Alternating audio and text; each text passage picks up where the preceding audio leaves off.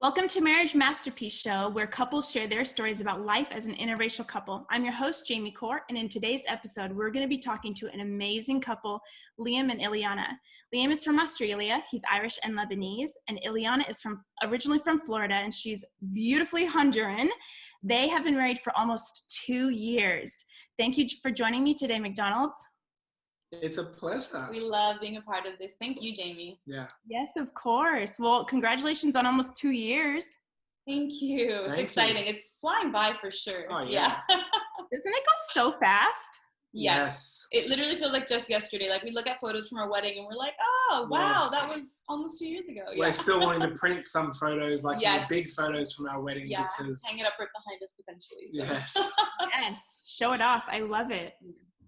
Well, let's get started. Tell us, how did you guys meet? Tell us about your story. Well, I moved to Australia in 2014 to come to Hillsong College. So I was in Florida.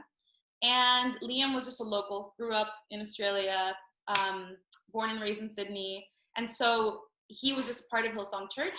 My first Sunday, it was like first or second Sunday, just in church, he walks up to me. This is very much Liam personality. Literally walks straight up to me and goes, "Hi, my name's Liam. I haven't met you yet." And I was like, "Hi, I'm Illiana." And he's like, "Cool, are you a student?" Small talk. That was it for that moment. And just he was being friendly. It's who Liam is. And then about a month later, I was randomly at the beach with a group of friends.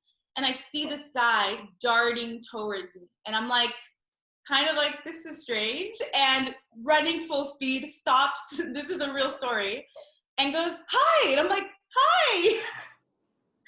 And he's like, "Do you remember me?" And I was like, "Yes," completely lying because I remembered his face. He goes, "Okay, what's my name?" And I'm like, and so some fun banter back and forth teasing me about it. And then after that, we had our first proper like time getting to know each other and just friends after that for like at least 2 years. Yeah. Wild. Right? Yeah. That's how you remember it? Yeah, 100%. And then from there, we ended up, I asked her out on a date. This is 2 years later. This is around 2 years later. 2016, yeah. It was just, it kind of came out of, for both of us, we didn't really want anything serious at the time. It was more, I didn't even know if I was going to stay in Australia. And Liam had just gotten out of a long relationship, so he was just kind of figuring it out. So when we say that, he was like, "Can I take you on a date?" with no, like, massive expectation after, just kind of, "Let me take you on a date." Yeah. And then after our first date, we just never stopped going on dates. Yeah. I love it. And how long did you date before you got married? 2 years. Yeah, 2 years. Okay. And then we were engaged for another 9 months. So we were, after 2 years we got engaged, and then for another 9 months we were married. Yeah. Okay. Beautiful. Yeah. Yes. Well, let's talk about culture. You both have some beautiful history and heritage. So talk to us about how the different cultures play a role in your marriage and in your relationship. Yeah. Oh, man. So obviously, my mix is actually, even in Australia, it's a really strange mix. Like whenever I tell people I'm Aussie, but I have Irish, my dad, my mum's Lebanese, everyone's like, what a mix. What? Yeah. Just for context, Lebanese typically marry Lebanese. For no other reason than that's just how it is typically. Yeah. Family is very, very important to them. So it's similar to Latino in that way, that family's like ride or die, you do everything, and there's pros and cons to it. So, and then if you do marry outside Lebanese, you at least marry another similar Middle Eastern kind of culture. So for them to go to Ireland, like, for it to be someone completely different culture and background and world perspective, it's literally like a shock, especially to Lebanese people. Yeah. Funny side note, I have an uncle and auntie who got married. They've been married for like 30, 40 years. And then I just recently found out that they have distant relation. Like, yes, hilarious. Because Lebanese marry Lebanese. So they're always like, oh, it's an inside joke of it's bound to happen. Like, yes. So everyone jokes, oh, Lebanese, you'll probably marry your cousin somewhere. And they always laugh at that. Yeah. But yeah. So, definitely not the case with us. So that's good. Yeah. No relation at all. Yeah. So that was definitely for me and my parents being different cultures was a massive like learning curve growing up. So my mum spoke like fluent Arabic, but my dad didn't speak anything. And so at home, we didn't learn Arabic because my mum just spoke English to my dad. Whereas I have cousins of mine who all learn Arabic at home because both parents would speak it. And they speak it fluently. And so they speak it fluently. And so some of my siblings say it's a kind of like little, we get a bit upset at my mum about that for not actually teaching us when we were young. However, this is a fun fact. His whole family, the Lebanese also, I don't know what background is on this, but they also learn French often. And so most of his siblings know fluent French. Wow. Yeah. And even in the villages in Lebanon, they know English, French, and Arabic, which is wild. So. Yeah. So then, of course, there's the Irish side he mentioned. There's not a lot of like language background there, but there is just like proud, like almost I'd say a lot of Irish pride, which is beautiful. Like they have lots of family and they're really proud of where they come from, and they talk about, you know, just the things that people and like the Irish people went through, and it's quite beautiful. Whenever I'm around both sides of the family, there's just this deep appreciation for their cultures. Yeah, 100%. And then of course there's a Latina side, which I think it is also very Latino to just be like, I'm Latino. Like you're proud of where you come from. Your roots are everything. From the moment I was growing up in my household, I wasn't allowed to speak English at home because my parents wanted to make sure me and my brothers kept our mother tongue, which I'm so thankful for now. When I was a child, I hated it because I'm growing up in America going, all my friends speak English at home. Why do I have to? And my parents would be like, they literally went that to the point of going, we will give you and your brothers like $5 every week that you don't say a single word in English. And so it worked at first, and then they were like, okay, no more money, you just need to respect. So I just grew up really proud of my language, proud of my family, obviously with some difficulties growing up in America with, you know, parents who have very, very thick English accents, and like, you know, you experience some of the prejudice, not all the time, but I definitely think that also kind of sharpens you as a Latino in America and kind of like makes you still stand up. So when I met Liam, I think that was one of the first things that I was like, he's like, oh, so you're American? I'm like, I'm Latina. I'm American, but I'm Latina. So, yeah. And I think that's probably one of the big, like if you look at the fusions of our parents, like hers is obviously both parents Latina. Yeah.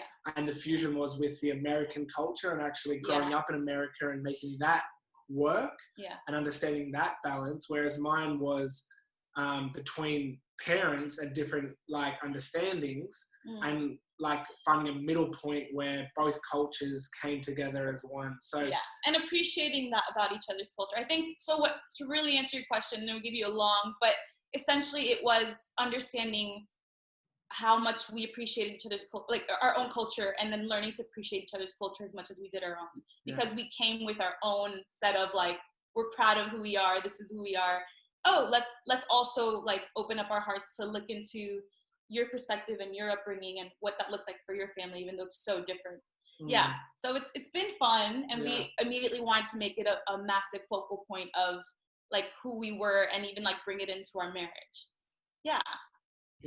That's really beautiful. I love that you both have this deep pride of your heritage, and now you get to come in marriage and celebrate your spouses. And that's going to look beautiful one day, whenever that happens with kids, that you'll get to teach them the pride of all of it and who they, it's such a big part of who they are. So that's going to be really fun. We make a joke that our children will pretty much have the United Nations. And a passport to every country. Because, you know, they've got the European with the Irish, the Spanish, we've got South America, Central America, we have a North America, we got Middle East, we got so just about everything. Australia, we got. But on a serious note, we also have talked how when we do have kids, we really want to incorporate our cultures, and like whether that looks like giving like one very Latino name and then one like with Arabic background, and like just something that continues like our family's cultures, because we do appreciate that. So we do hope that it's carried into our kids. We do pray, like, I'm only going to speak to them in Spanish. I've told his mom, please talk to them in Arabic. Like, I want, when we have kids one day, for them to really not lose that. And no matter where they grow up, whether it's here in Australia or if we end up in America, to still love every part of them. So like another example is our children, when we have them, we've already said they're going to call my dad Papa for the Irish side, my mum Sutu, or Taita, which is the Arabic way of saying grandmother. Yeah. And then for the Mine, Latino, abuela and abuelo, yeah. and that's just another way of infusing that. Like our kids will, in their mind, they're not going to realize it's different cultures they're calling them, but it's just going to be the names that part they of have. their normal, like what they use them, part of the normal language, I so celebrate that. Their eyes are going to be so widened, and that's my goal. Even with our kids, one day is they still learn to speak Spanish. I mean, they're going to have to if they want to talk to grandma, but or my husband's grandma, but just bringing in the heritage, and I love that. Okay, so talk to us about some of the differences of your cultures and how that has played out in marriage. Yeah. Oh, great question. So the fusion of my culture, I think what I found is, my dad grew up in a massive family. So he grew up with one of 10 kids. Mm-hmm. Irish Catholics, they had no TV. So they just, they popped them out. Well, my dad's one of 9. They're Irish Catholics, so yeah. Yep. I love that. Okay, I was about to say, I'm so sorry, Australians. He's Australian. They have very little filter. So, but I'm glad you understand. Okay, great. Oh, yeah. So for me, my dad grew up in a very laxed environment. There was lots of family. There was food that was like scarce because everyone just had to grab it when they could. And the Lebanese was a little bit more strict. And them coming together, I'm one of 5 kids. It's still a big family. And so with us, I've taken a lot of my dad's, where we grew up on a farm when I was really young. And so we just got that farm, that kind of that rough environment, and I walk around barefoot in the streets, and really even now my family can often be a bit late and a bit very lax, very much it's fine. And I think that's also part of Australian culture. Part of Australian culture. Australians are very it's all right, don't worry, mate, it'll be all right. It's a very normal saying of don't worry about it. And so on the flip side, my family, though Latino, and Latinos actually ironically have the stereotype of being late, but ironically, my mom never wanted us to fit that stereotype because she knew it, and so she would intentionally be like, you know what, we're going to be respectful of time. We don't want to carry that stereotype because it's true, so let's try to not let it be true in our family. So we ironically try to go against that. And we're often on time. I was big on planning and just respecting people, and also very, very cleanly house. We grew up house is always clean. You make a mess, you cleaned up right away. There's dishes, you wash them right away. And so in that aspect, very, very different. Liam is not a messy person, but he definitely has the it's fine, leave it for now. Bit of a hoarder sometimes because he grew up with a dad who was used to collecting for his kids. And for me, I'm nah, if we don't need it, I want it out. If we haven't touched it in a few months, I want it out. So that's definitely a massive difference that we had to learn first, recognize where it came from, which so many of these differences in marriage is typically family and culture based, and then figure out how we meet in the middle. So that was a big one. Another big one, I thought you were going to mention this, his dad also had a very matriarchal kind of family. So his Irish grandmother was kind of the biggest voice in their family, which was big. I don't know if that's normal Irish, but that's how it was for his family. Very strong woman. And the father, my grandfather, was he was an Irishman, really relaxed, easygoing, would read a lot of books, very so he would just be yep, listen. And so the Lebanese, which is his mom's side, very fiery, all of them, like men and women, very, very fiery. The men is usually patriarchal, but both of them are here because they're just very strong personalities. Passionate. And so when his very fiery mom and his very laid back, used to matriarchal dad came together, it oftentimes can be a little bit matriarchal in his family. Whereas in my family, Latinos are raised, the dad is the head of the household.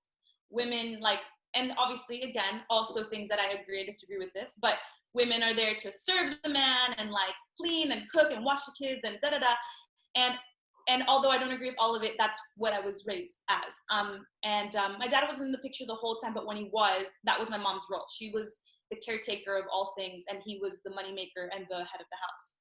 So ironically, we came into it, which is good and bad. He was kind of oh, we share responsibility. We're both head. And I'm here like, oh, like he's gonna have to be the head and I have to get used to that, even though I have a little twinge in me of like, and it's actually benefited us because I feel like there's a mutual respect that's happened as a result. Could have gone a completely different way, but although our families were so different, that part helped us because I'm like, okay, I want my husband to be the head of the house. And he's like, but we can both, share, the power, and one can both be like ultimate parents. And so it was kind of cool in that sense. Like the difference for once was a pro rather than like the other side of it where I'm a clean freak and Liam thinks I'm crazy about it sometimes.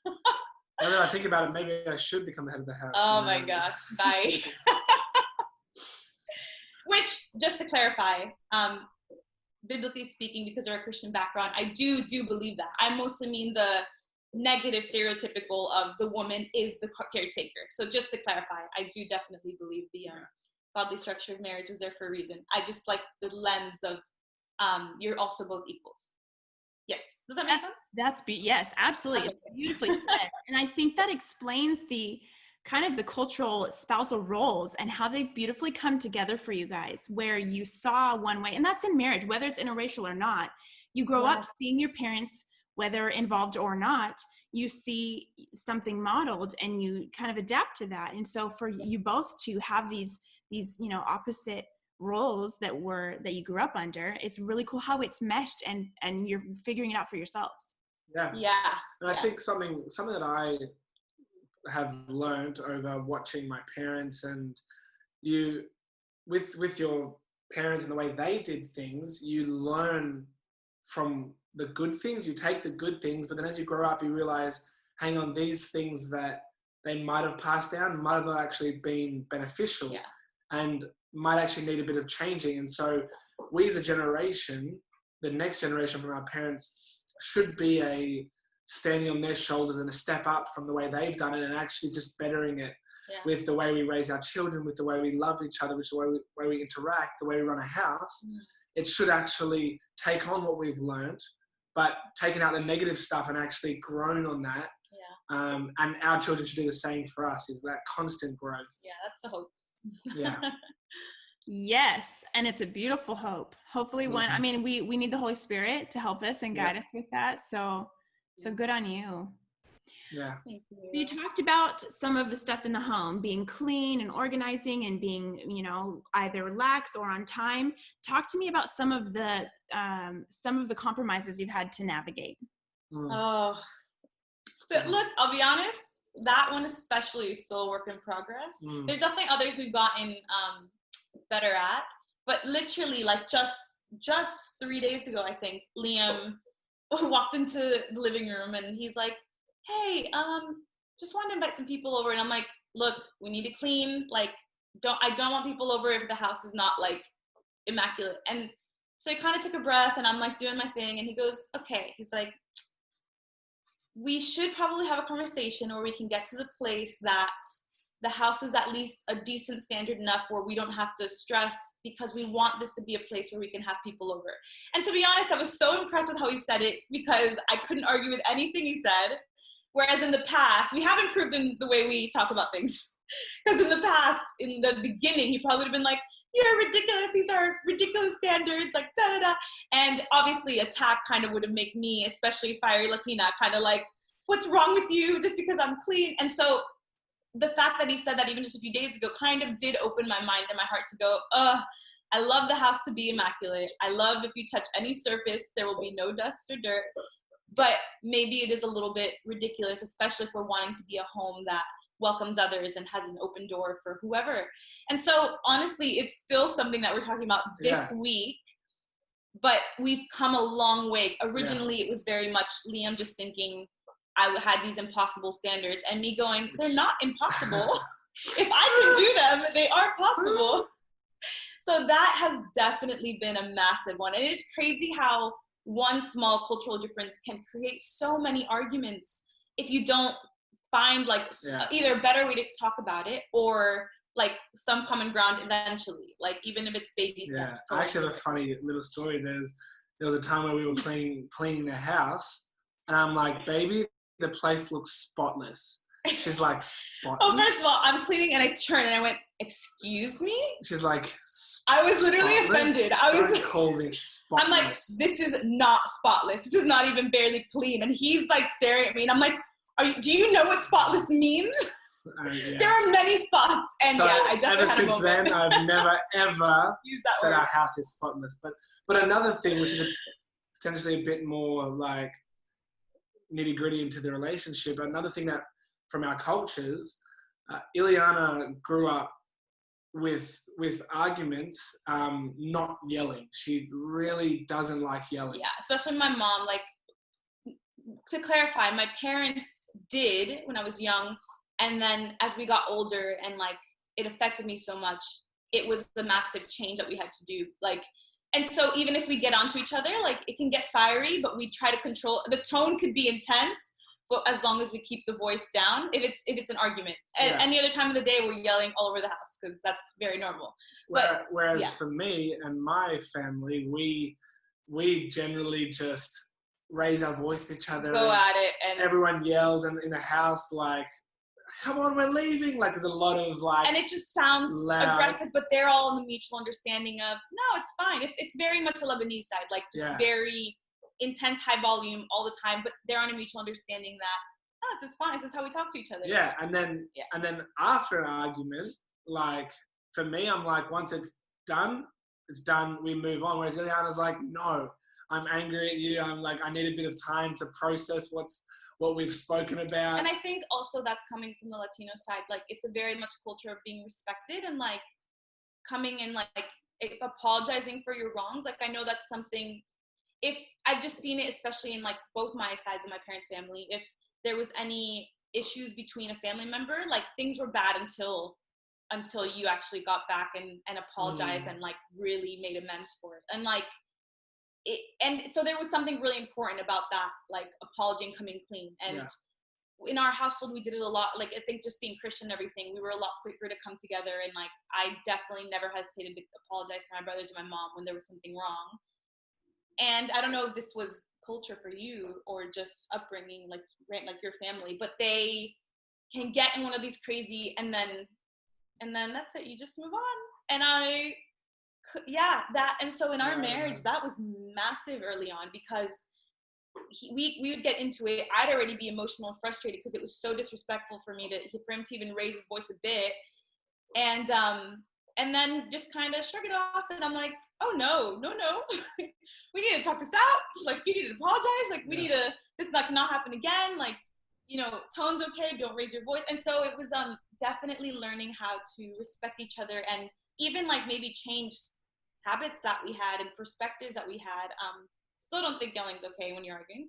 And so, but I think it's good because Liam recognized that. And look, that's not, my intent isn't to yell at you. It's, my voice has always gotten elevated when I'm talking passionately. Yeah. So it's him, I think, controlling that. I think with that, it's not to say either one is right or wrong. It's not to say, well, her way is right, my way is wrong. Okay. But again, for me, for my family, it's been something which, but it's to say that we come together as a compromise and find what works for us based on like bringing from our culture, bringing from our upbringing, and we come together and we need to find out what works better for us. What actually... Yeah, that might have worked for your family, but it doesn't necessarily work. Right. And so that's why. So it's more of we're coming together and we bring that together. I think another hard part is, although the Irish side and Aussie in him is very chilled, Lebanese is very, like I've mentioned, fiery and strong. And then, of course, like Latinos as well. So I think when that side of him meets my Latina side, it's one weird, it's like high alert. More often than not, like to not paint like a biased picture, Liam is typically very chill. Like, it's always speaking at volumes up here, but super chilled, super happy-go-lucky. Like, I always call him the most joyful person on earth. And it's just those times when I feel like that little Lebanese fire in him gets triggered. And so I think it's something we expected. Like, his cousins would have a good laugh when they found out I was Latina and be like, oh, you guys, that will be fun. So I think we've expected it and still appreciate that. It's a lot of passion, my mom says. A lot of passion. Good word for it. Passion. I'm curious then. So for you being Latina, do you think it's the culture, or was it just your family that was good at working out? And also, I asked that because my husband, they're the opposite. They moved on. Something would happen and they just would move on. So when we got married, it was that exact, we had to walk through this exact thing because he's moved on and I'm back here broken, emotional, angry. And for me, one of the biggest things is I never saw my parents fight. I never saw them argue. I know that they did because they have a good marriage, but it was behind closed doors. And so, so for me, that was my biggest fear. How are we going to work through stuff? And for Jonathan just to move on, I felt like I was left in the dust. Now, how do we walk through this? So do you think was it just your family? Do you think it's Hispanics that are good at?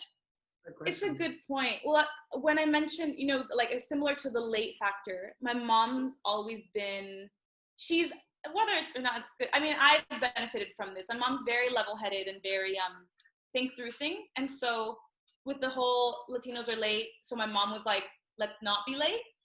I think similarly, when I was younger, my parents did fight a lot. So I'm thinking now older years, like teenage years, my mom definitely made it a point of we're going to respect each other. So now that you say that, to be honest, I wouldn't be surprised if that was another place where she went, let's actually redeem what has been, or what the stereotype has been, and what I've even seen in my family. Because when I do remember my childhood, I do remember a lot of my parents arguing and yelling, and then as we get older, then there's a lot more mutual respect coming into the picture. So yeah, you're absolutely right. I think definitely a little bit against what our culture typically is, in order to not fall into the same patterns. Yeah. How beautiful that your parents would do that for you and kind of redeem the time almost and say, hey, and not just fall into a stereotypical pattern and a cultural norm, but like you mentioned, what works best for our family? How can we better this? And even for you both coming in, how can you bring in some of this fiery good side, some of this fiery good side, and find a really good medium? Yes. Yeah. No, that's a really good point. No, you're right. I did.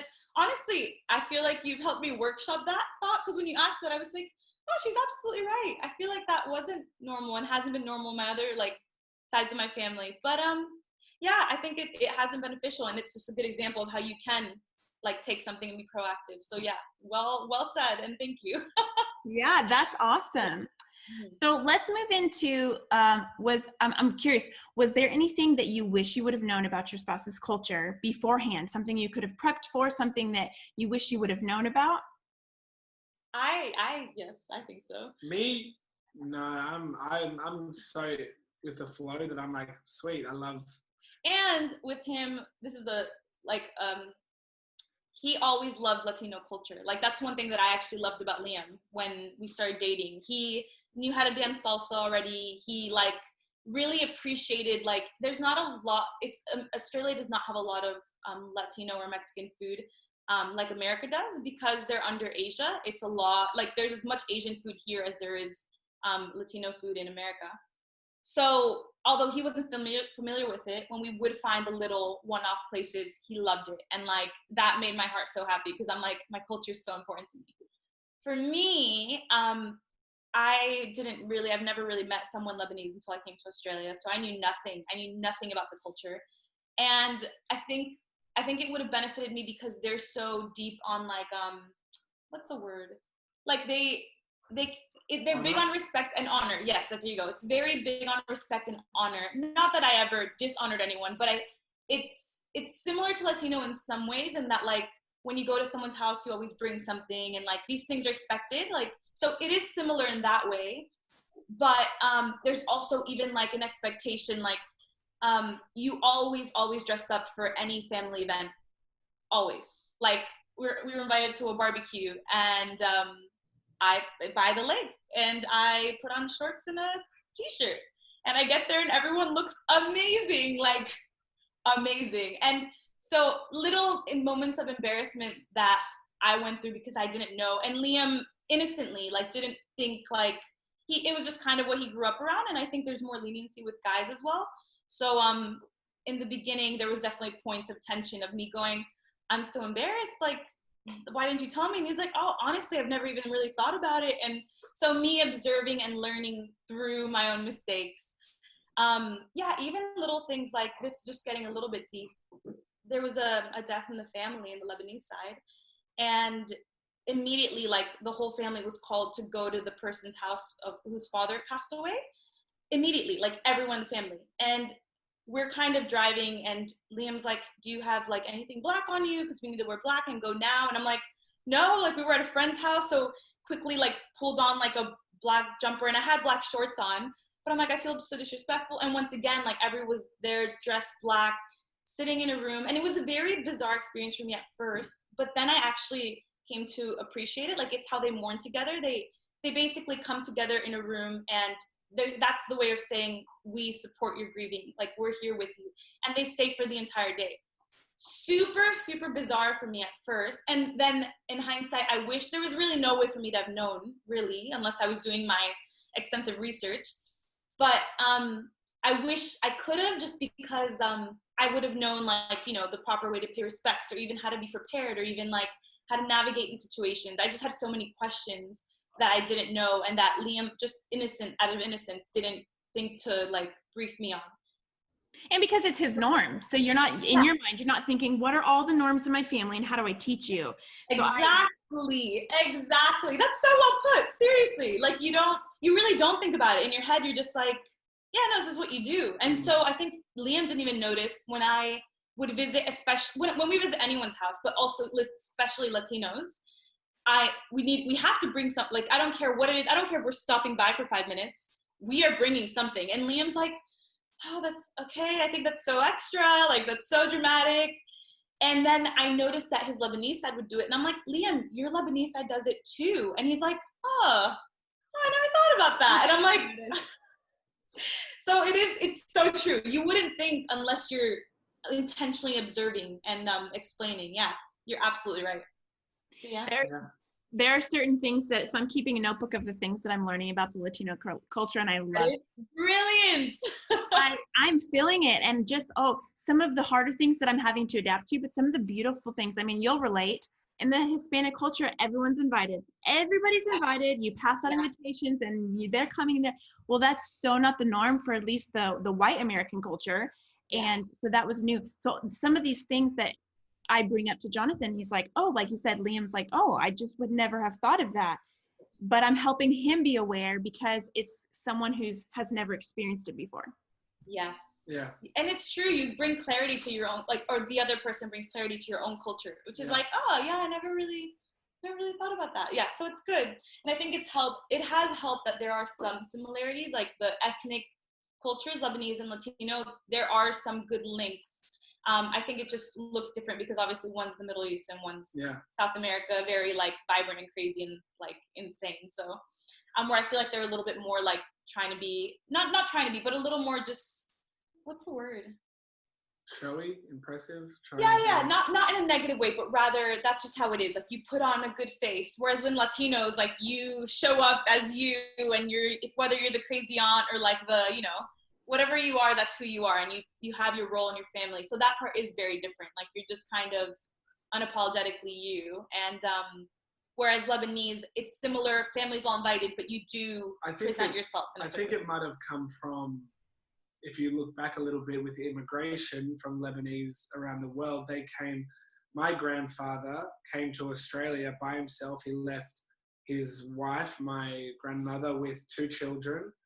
In the dead of winter, pregnant with a third, and he's like, I'm going to Australia. He's got a ticket, and funny, this is how like strong the Lebanese women are. She apparently, through the dead of snow, he was walking, and she was walking with the child in her hand through like waist deep in snow, following him to the edge of the village, trying to tell him not to go,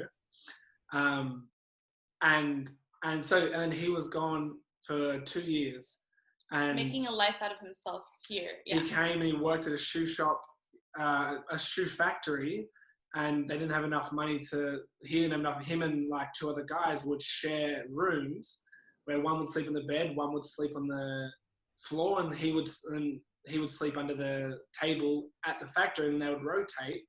And so pretty much they made a life themselves here, but they came from not having really anything. And they actually got really successful. Like his grandfather became ridiculously successful. Like he's known around Lebanese communities here, as well as like other people who did the same trip and the same kind of hardship. In the building industry. They started from literally nothing and have built this empire where like Lebanese now actually have quite a few properties and massive investments and like literally like rags to riches story all around. So that makes complete sense, because it's almost like, now we hold ourselves with this pride of like, we built something, we worked hard, we made it, let's present ourselves that way. So actually that makes a lot of sense. And that's very, very true. Illiana, have you seen this play out in how Liam works, where it's working really hard to appreciate what you have? Have you? Oh, yeah. Yes. Not until you said it that way, but yes, very, very much. Liam very much like hands into everything, wants to work hard, wants to save really hard. Like he's a financial guru in our house. I thought I was good with money. He's like, I've just handed over all like handling it to him, because he's just work hard, like make sure finances are good, make sure we're getting ahead, make sure we're, making something of ourselves and like constantly moving forward. And like, obviously I appreciate that, but definitely not how he does, and definitely not how the way Liam takes a project and he makes it happen. I'm like, you are your grandfather's like grandson. He's definitely, it's insane, isn't it? How those things can really carry through. It's actually bizarre, but yes, I absolutely see that. And it's beautiful too. My husband's a first generation American, and when he talks about his family immigrating to the States, it's beautiful seeing it in his heart, where he's like, it's not that I have to prove something to them, but it's a way of thinking that me being, me working hard and me being successful, and whatever way that looks, but being generous with my time, generous with my money. It's a way that he just gets to hold strong his heritage to his heart. And that's so beautiful to me. So I love that. You mentioned that. My brother is the same. My Latino brother, my older brother, we were same first generation Americans. And my parents my mom graduated college in Honduras, but it's very different. And so I remember from young, my parents were like, we moved here like with nothing but our names and hope for a better life for you guys when we moved to America. And he said, my dad would always tell us, just make sure you don't waste this, like make sure you take the opportunity and make the most of it. And I remember from the time my older brother was like, we were really young, he'd always aspired to like, he's like, if I don't become a doctor, I want something that shows like I worked hard. And he actually just finished getting his doctorate last year. He's 3 years older than me, just got his doctorate. And I remember in that moment, like the pride in my parents and like the pride in him to see the pride in my parents was like this like monumental, it is special. It is almost this like, look, it's worth it. Like all this hard work, I'm showing you, I'm moving forward and I'm doing something with it. So you're absolutely right. Yeah. That's great. So talking about family and the respect, what does respect look like in both of your cultures? I know for like the Lebanese side, it's being included in everything, and like just really being present and going. It's similar to Latino, like going to see your parents a lot, and like his parents live like 20 minutes away. Yeah. And so it's nice because they're close by, but then it's also like, if we haven't seen them in a few days, like, excuse me, like, where are you? Are you too busy for family? To it, because like it'd be similar with my mom and like my Latino parents. But I think with them, me being in America, when my parents being in America, me being in Australia, it's just kind of constantly making sure that they know I'm thinking of them and like I haven't forgotten and I still appreciate them. So I know for Latinos it'd be a lot of appreciation, honoring your parents. Like I just remember growing up, you do not disrespect your parents. Like, and if you do, you're gonna regret it. Like there's just this like, your parents are your parents. And so I remember just seeing other like kids talk back or like other dynamics. And like, this is a fun one. When I turned 18, my friends are like, you're 18 now, you're an adult. I'm like, oh no, like I'm still under my parents' roof. I am still under their control and dominion. And I'm not saying I'm happy about it, but that's the way it is. And it's just, it's almost like this is the way it is, and you have to respect it because it is your culture, and whether or not you like it or not. And I don't know, what was it like for you? Do you feel like it was more Australian for you though? Like in that sense? I think it was a little bit more laxed. Like the Aussie and the Irish culture became a little bit where it's so disrespectful. But more like my mum still definitely keeps the Lebanese, where she's like, you should go visit your uncle and auntie. Like you should go That's visit true. them. That is a normal thing. On Easter, you should go visit them. On like on Christmases, you should go that visit. Is true. You should go visit like. And it's respectful to call even like her, when she says uncle and aunt, she means her older siblings. And so Liam, like that is very interesting. Respect in the Lebanese culture is constantly paying tribute to the older generation, whether that's a grandparent or even the older uncles and aunts. Yeah. That is very true. Yeah, so which is not as normal. Like you're just kind of all around respectful of culture elders in Latino, but I don't feel like there's this like, have you called you, like, oh my goodness, like there's this news, have you called your aunt, have you called your, and I'm like, oh, it's okay, it's a little bit more like just respect, like love on them, you know, make sure that you're keeping in touch. But with him it's a lot more like, no, if you don't do it, you're actually being disrespectful. Yeah, I think that's it. Wow, so that goes straight into involvement, family involvement. What does that look like for you guys? It clearly is showing that it's a respect thing as well. So moving into your marriage and your own family now, and whenever you start having kids, can you talk to us about what that involvement looks like for in-laws? Look, sometimes it makes me nervous because I feel like it is, like just personally speaking and being very vulnerable, like it makes me nervous that oh man, what if I don't fit all the expectations? Like what if I don't meet them all? What if I don't like see people enough? Like Liam's reminded me, like, you know, when we do have kids, all the more reason we're gonna have to see all his relatives. And he has so many relatives on both sides, which I love. They're all amazing and they're actually family to me, but there's so many. So many. And so even his mom's Lebanese side, she's one of 7 and they all had tons of kids 6 as well. Yeah. But yeah. And so so it makes me a little nervous, but I do respect and love the reason behind it. It's just families at the core, and I love that. Like I want family to be at the core of our family, and I want our children to be brought up with that kind of mindset. It just makes me nervous because we also live big lives, being like both of us work for church and like constantly, you know, pastoring our community and like having friends that like our age and yeah, just kind of wanting to do the rest of my life right, whereas sometimes it can seem like the expectation, and maybe it's my own perspective, I could be completely wrong, but sometimes it can feel like the expectation is no, everything else like second, make sure you're respecting and prioritizing family first. Extended family first, no matter what. I think it also might be an interesting thing in terms of upbringing of the children, as in I think my mum will definitely want to play a role in like how they should be raised, and because she is very strong and she's had 5 kids, so she very much is like, I've done this before, so she definitely does not hold back her opinion. So I know when we do have children, I feel like she'll be like, oh, you should do this, or they should be doing this, or they should have this, or you should, and I know that's going to be something that we'll have to navigate. And especially if we're going to continue to live in Australia right near my parents, that's going to be the predominant family that's close with us and right here. That's going to be something that we'll have to navigate of obviously respecting my mum and respecting what she thinks should be valued and the way something should happen, while also saying, hey, we are treading our own path as well, so we need to figure this out.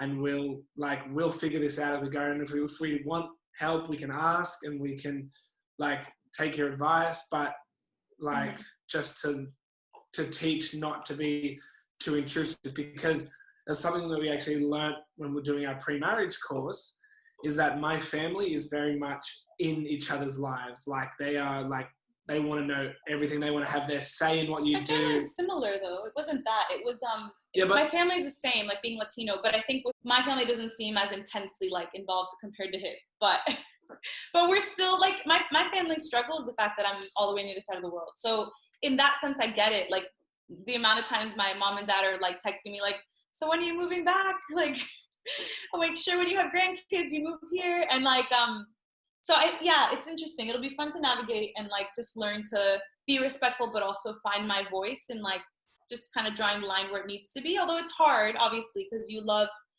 your spouse and their family, but you also want to set good boundaries. Yeah.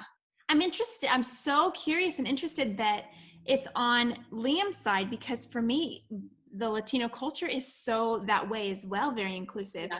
And I've had to navigate, we don't Yeah. have kids yet, but I've had to navigate those same comments from my mother-in-law that is so beautiful and helpful. And having a conversation with a fellow Caucasian woman married to a Hispanic man, she said, it's the way that they love. It's the way they show love is this. Let me come clean your house. Let me bring food.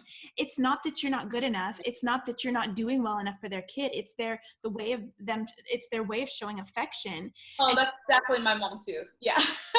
that you say that because they, oh, do this with your kids. And so my biggest piece of advice that I've received so far is when those comments come, just smile and nod. Oh, that's great. Thank you for that. We're going to, we haven't talked yet. We'll see. So I'm interested, you mentioning that, Liam, how your mom loves to be inclusive. I'm sure, would you agree that that's her way of affection, showing affection?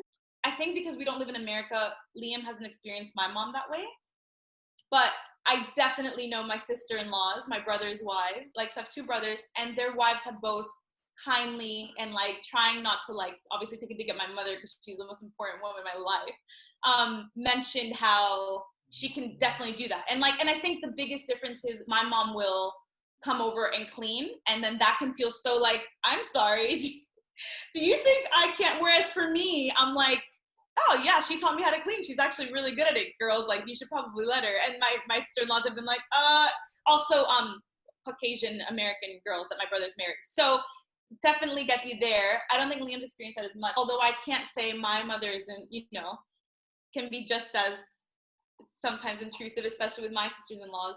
To me, it's harder to find okay, like how much of it is love and how much of it is like your sweet like mama's boy like is now married to a woman and you just want to make sure like he's well taken care of, which is fair because I'm probably going to be the same way when I have a son and he's older. So I don't know. That's just how have you navigated that with, obviously you're still learning. I can see the conversation even with the both of you. How, from your point of view, Liam, how are you navigating now you two being a unit and a covenant, and then mom's still involved, family's still involved? Do you feel like you're learning those boundaries? Yeah, definitely. So at the start of our marriage, we lived down the road from my parents in a property that they were in the process of selling, but it was empty. So we lived there. It was literally the same street. Such a blessing though, like it was starting off marriage with having your own place. There was very much a time of understanding, hey, we do I want to be intentional to let my mum know and let my parents know that we're now separate. We although we are still part of your family, we still have our own family now. And technically, and they don't like to hear this, but technically we're our own family unit. It was definitely a challenge for my family, who in their mind I was pushing them away. When in fact it was like, no, I'm just establishing boundaries because I'm the first one to get married in my family. And so I had to, even though I'm the middle child, I had to establish those boundaries and say, hey guys, you understand that I'm now it's not the same as any other one in our family. You got to understand that there's got to be boundaries. There's got to be, and now that that's happened and over it took time and it was hard and there was a lot of back and forth and a lot of pushback to it. We've come to a point where we're cool. We're so much more keen and eager to come and actually be around and to keep getting advice when we need it and to be visiting you and because we know that that's been established and they're not really overcrossing boundaries. Do you see our dog pop into the screen? That we're not really, it's making sure they're not crossing boundaries, and they've done, and it's been really good. So So he handled that well, and I think we saw a massive difference then. Like I mentioned, it honestly going into marriage, those 9 months we were engaged, I was like, what am I going to do? Because I genuinely have loved these people. I spent 2.5 years until that point getting to know them and loving them, and his sisters are like my sisters, and but obviously when there's that tension and you feel almost oh man, I'm also completely far away from my family, and I'm now in this like new culture, and they have their way of doing things, and I'm not used to that. So I was really scared, and when Liam took that stand, it first showed me, wow, he's really prioritizing like taking a stand for a marriage. And two, there will be healthy ways to move and navigate through these differences in families and differences in cultures. It might just take some time and some like learning curves. So yeah, I'm very, very thankful for that, for sure. Well, good job, Liam. That's huge. And I think if there's anyone listening who hasn't heard about the book Boundaries by Dr. Cloud, it's huge. It talks about that. It's a normal thing, whether a deep-rooted culture is involved or not. With marriage, parents have to learn that, especially if you're the first. Parents need to learn that, and that can be very hard to navigate. Their baby is leaving the nest, and the book talks about it's the same process, at least for a mother with a toddler, learning to walk and going towards adventure. It's the exact same thing when it comes to adulthood and marriage. Your kid is leaving the nest even more, going towards a new adventure. So kudos to your parents for navigating that. Kudos to you for navigating that. And it is that can be rough. So good on you guys. Yeah. And they've been incredible since, genuinely, like our relationship has vastly improved. Like, it was great and then took a little dip, and now it's like vastly improved since then. Just through all of us like trying to be intentional, them respecting boundaries, but also us making like the effort to go and visit them and like love on them and make sure they know we're not just kind of doing our own thing. Yeah. That's great. So good. Okay, one of our last questions: what do the holidays look like for you guys, bringing in bringing in traditions from different cultures? Such a good question. So, being in Australia, my dad's side of the family, we're in Sydney. Yeah. They all live in Melbourne, which is about an 8-hour drive away. So the 10 siblings you heard about, all of them except his dad, and they all had 4 more kids, and all of them live in another state, Melbourne, in South Australia, Victoria. Yeah, south of Australia. Yeah, it's about an hour and a half flight.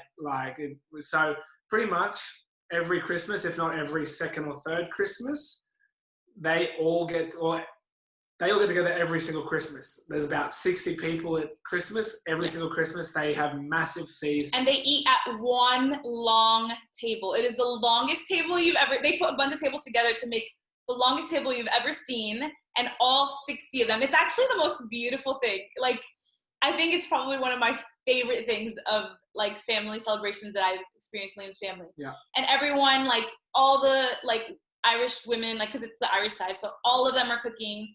And like the guys are prepping, and like the kids are prepping the table as well. And like, it's just constant excitement. It feels like hundreds of cousins, dozens of cousins, laughing and playing, some in the pool, some running around, sit down together for Christmas lunch or dinner. It's a late lunch, close to dinner. And everyone's just like laughing, and usually like this past Christmas, one of the adults made a speech, and then they nominated one of the cousins to make a speech, and it was Liam.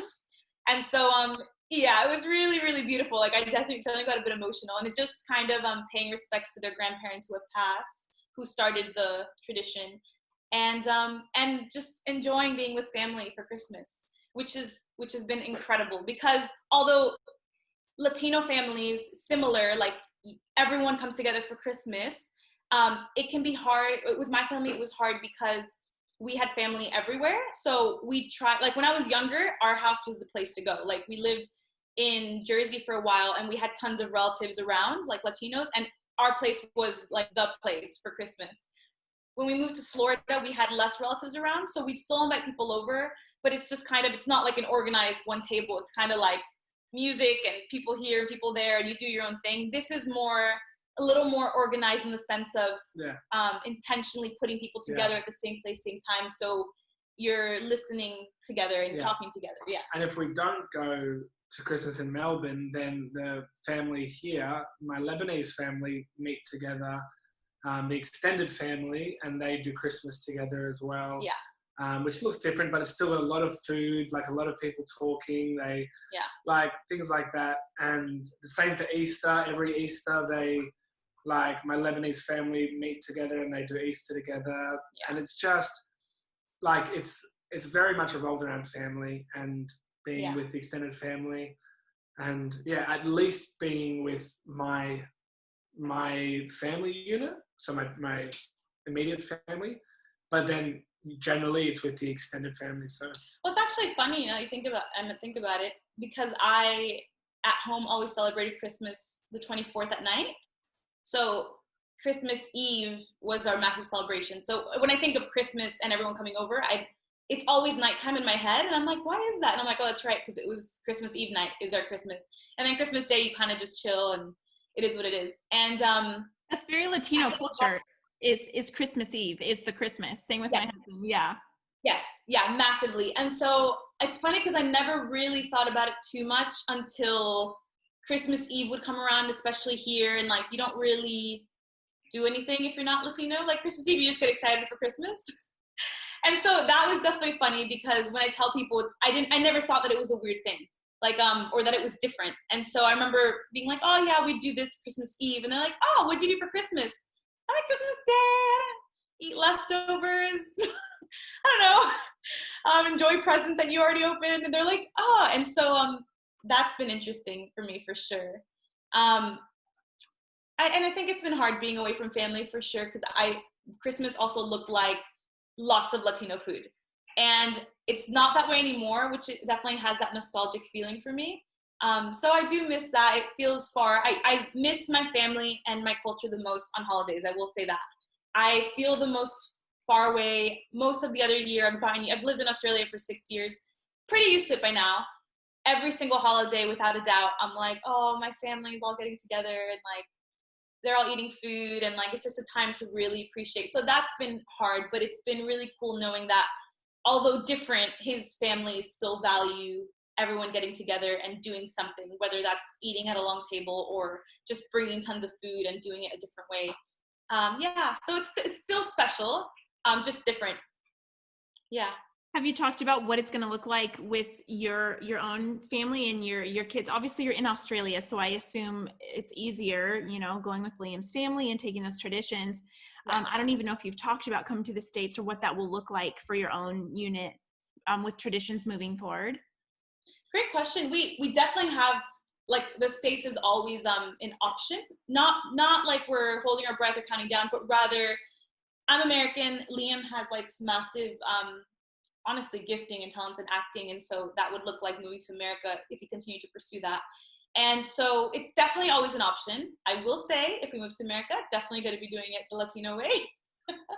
Until then, I think we haven't properly talked about it, but I'd love to keep some aspect of Christmas Eve still special, and then obviously still enjoy his cultures with his family members, whether that's with this Irish side or Lebanese side, which is also interesting because I feel like for Liam, it always feels like he's having to choose. So that's always fun. And I just kind of stand back. Yeah, so that's actually big for him while we're in Australia.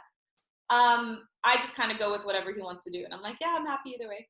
Is it but I would love to choose as well, or just you, Liam, where you're going to go? Generally just me. Okay. I'll choose, like, depending on what we're feeling, depending on, like, yeah, if we... Like we hadn't gone to Melbourne for 2 years because one of the Christmases we were in.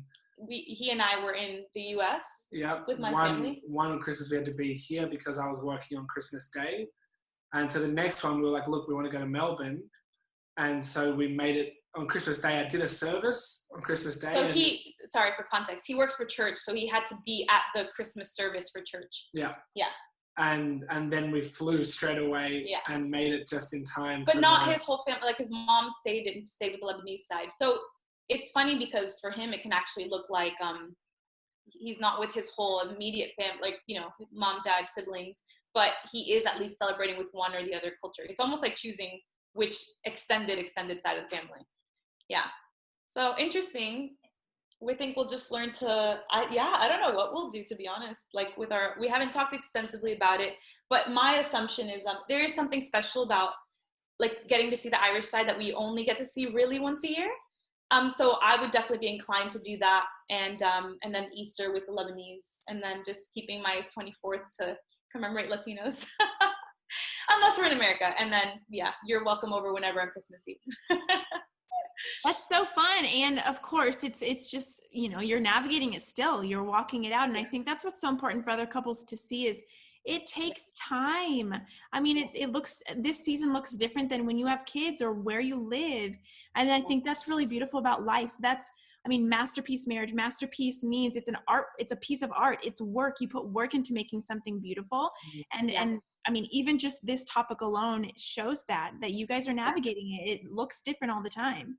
Oh, yes. And it's just, it's learning and growing and giving each other grace and figuring it out. Who knows? But it is fun. It definitely, it's an adventure. I think, although obviously in some ways it's easier when you marry into your own culture, everything's familiar. Like my dad had jokingly made comments when I started dating Liam, like, oh, if you date another Latino, you'd know the ropes. I'm like, yeah, but how fun is adventure and how fun is learning and like a whole different world perspective. Yeah. So I'm thankful, and I feel like, it's so good. And it's so good what you're doing and helping those who are on the journey and even just having the conversation. Yeah. So I love this. Thank you. What is the best resource you have found that has helped you navigate interracial marriage? Is it, getting around other couples, or what has been the best resource for you guys? Latina music. That's it. That's it. It's all you need. Just get the music and it goes through your blood. You feel it. Oh my gosh. Quick fun fact before I tell you the serious answer. One time we got into an argument and he left. He had to go already. But so he left and we were still frustrated. He went and did whatever errand he had to do.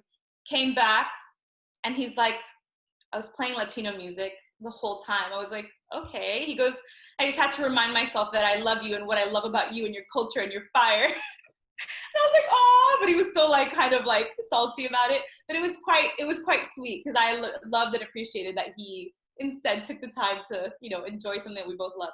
No, I think a big thing is we're big on mentorship. Like we have couples that we love and trust and that we want to have a voice into our marriage. And even if they're not necessarily like I mentioned, there's not a lot of Latinos in Australia, but we do even have a Latino older couple who we go and have dinner with occasionally. And even I think it's just nice for us to be exposed to each other's culture and to see a marriage that's been done for over 50 years, because you just see how they navigate each other and even just being able to either talk to people or even just observe people. We're very big on and very much on learning through experiencing and even just conversation. So I'd say so, right? Yeah. What is the biggest piece of advice that you want to leave with couples that are in an interracial relationship? I love that. For me, it would be I think it's pretty simple. I think we've spoken about it the whole time, but it's embrace your culture and don't try to snuff it out. Yeah. Embrace the good things of it and bring all the good things you can of it. I think I'm definitely reminded of our wedding. We really wanted to celebrate the cultures that we were bringing. We knew how diverse it was because we have pretty much 6 different cultures that are all infused. And so we did our wedding in Australia, and we had people come from all over the world to come to Australia. We definitely did it at a really beautiful Australian landscapes and by the Harbour Bridge and by Darling Harbour. So very much, and paying tribute to Australia that way. Yeah. Uh-huh. And then we also included the Lebanese side with having drums that they enter to. It's an awesome... It's a very Middle Eastern custom to walk into a wedding and there's people putting you on your shoulders and men playing drums. So we had that.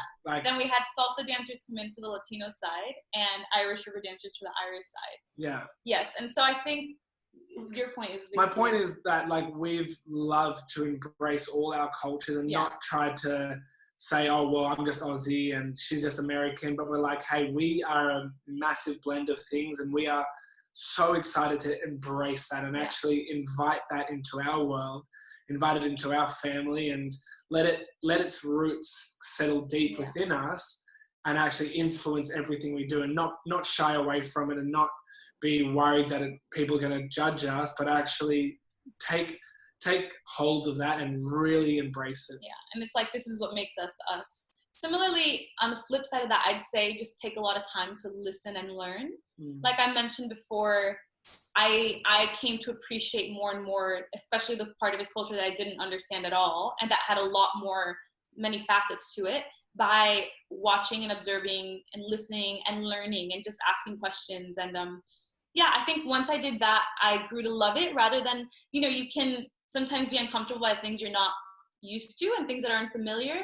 But I think when you just open your heart to it, you can just really grow to appreciate it, because it's part of what's shaped the person you decided to spend the rest of your life with. Yeah. So it's massive to just really learn to love, even if there's parts that are hard to love. Maybe not necessarily loving that part, but at least appreciating it and being okay with it and learning how to navigate the two of you despite whatever it is that looks different. Just like you've mentioned, there's parts that are like, oh, this is weird, this is hard, this is different, but it's like, it's okay. And it doesn't have to look that way for our family, but I can appreciate it in his. Yeah. So yeah, good question. I think that's helped us for sure. And that's a great way to do two things in one. You're learning and you're embracing, and you're yourself adapting and learning to love it, but then it's also respect for your spouse and their family. And the same, when you are engaging and you're learning to love it and embracing it for yourself, it's so shows such respect and reverence for them and their heritage too. 100%. You're absolutely right. I love that. Well, thank you, Liam and Illiana, for joining. I so appreciate the wisdom. I appreciate the insight, the vulnerability. Thank you for sharing with us today. Thank you. Thank you for having us. This has been awesome. And I really hope that it helps someone. And I can't wait to hear other people as well. So insightful. It was on the verge of being like a counseling session where we realized things. Thank you for therapy hour. Oh, wow. Didn't realize that was actually there, but that makes sense. Jamie. Yeah, you should really look into counseling people, because you're really good at it. I'm just excited to help other couples as we navigate. Like I said, we're only almost 3 years in, you're 2 years in, so it's clear that it's navigating and it's still learning and it's a process. You're not going to learn everything year one. You're going to continue to learn. Yes, you're absolutely right. Thank you so much. Thank you, we do appreciate you.